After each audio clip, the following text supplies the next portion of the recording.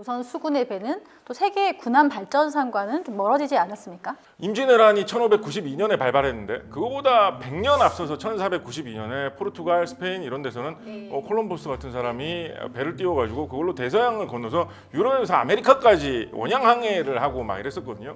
이런 식의 민간 분야에서 아주 멀리 갈 수 있는 배를 타고 움직이는 기술이 유럽에서는 발전을 하다 보니까 그렇게 배를 멀리 타고 다니면 그만큼 무역을 많이 하기 위해서 계속 개량이 되다 보니까 뭐 군사 목적으로만 방어하기 위해서 배를 뭐 갖춘다 이런 걸로 그 기술을 따라잡기에는 좀 한계가 있었던 것이죠. 나중에 유럽에서는 증기기관이 발전이 되면서 엔진을 싣고 바람이 없이도 그냥 증기기관 동력으로 움직일 수 있는 배도 나오게 되고 아예 전체 몸통을 다 철로 만든 철선도 나오게 되고 이런 식으로 급격하게 발전을 하게 되는데 그 시간이 지나가는 동안 조선의 군함 기술은 사실상 그에 비하면 좀 답보 상태로 좀 멈춰 있었던 거죠.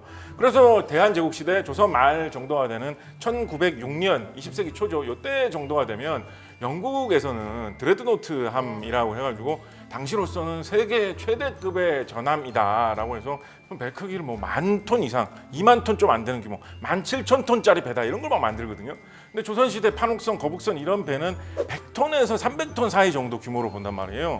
그러니까 조선시대의 거북선이 되게 좋았다라고 하지만 계속 기술이 저쪽은 발전을 하니까 무역을 워낙 많이 하고 상선 기술이 많이 발전을 하니까 그거에 따라서 배가 커져가지고 영국에서는 거북선 100배 크기의 배를 만들어가지고 여기 싸우러 든다라고 하니까 그때는 이제 경쟁에 뭐 상대도 될 수 없는 그런 수준으로 이제 훅 처지게 된 거죠. 그래서 이런 역사를 보면서 이 국방력이 강해지려면 결국은 이 민간 분야에서 산업기술 분야에서도 같이 기술이 발전돼 줘야지 이게 강해지는구나 뭐 이런 생각도 하게 되고요. 해군이 융성할 수 있는 기회가 신라시대 통일신라시대 때 장보고 해상왕 있잖아요. 해상왕 완도를 기지로 해가지고 삼국 무역을 주름 잡았단 말이에요.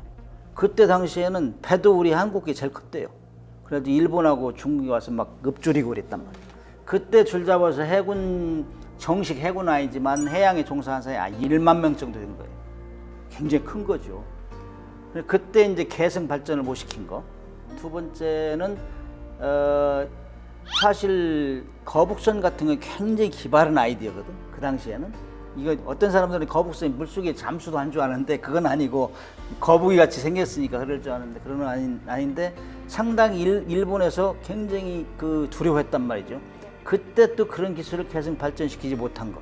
세 번째는 현대에 와서는 우리가 1960년대 70년도 사이에서는 북한 간첩선만 완전히 올인했어요. 간첩선 잡는데. 보면 그때는 뭐 주야로 잠수함은 없었지만은 수상함 타고 고속정을 막 양산했어요. 170톤짜리, 200톤짜리 잡아 그걸 막 100척 이상 만들어내고 그거 했으니까 대양해고로 갈 여력이 없었어요. 북한에 그것 때문에.